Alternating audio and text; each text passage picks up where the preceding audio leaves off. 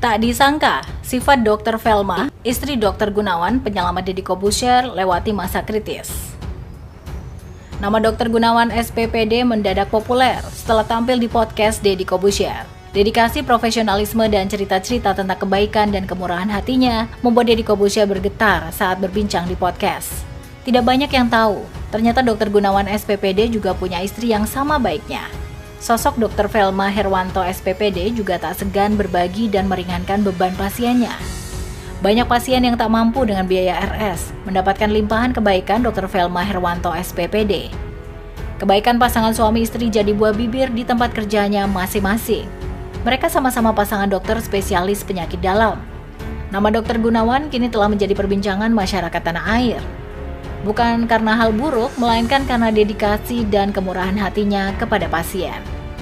Melansir kanal YouTube Deddy Corbuzier yang tayang pada Minggu 23 Agustus, terungkap kebaikan hati Dr. Gunawan yang membuat ayah Aska Corbuzier tersebut merasa heran.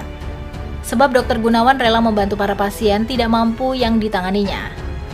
Tanpa berpikir panjang, Dr. Gunawan membantu para pasien dengan uang pribadinya. Bahkan kebaikan hatinya ini sampai membuat namanya menjadi perbincangan di rumah sakit.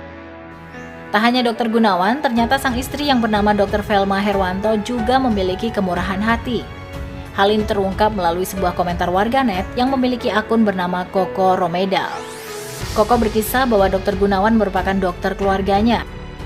Akun tersebut sempat merasa heran akan ketulusan Dr. Velma yang seakan tulus membantu orang.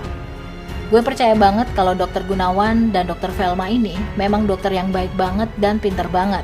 Gue pernah tanya sama istri gue bahkan, ini dokter nggak butuh uang apa gimana ya? Kenapa mereka kok kelihatan banget tulusnya bantu orang? Gue bingung lihat dokter bisa video call sama pasien dengan gratis, bahkan salut, respect luar biasa. Dan yang terakhir, I'm so happy to hear that you passed through it, and healthy Sir Corbuzier, imbuhnya.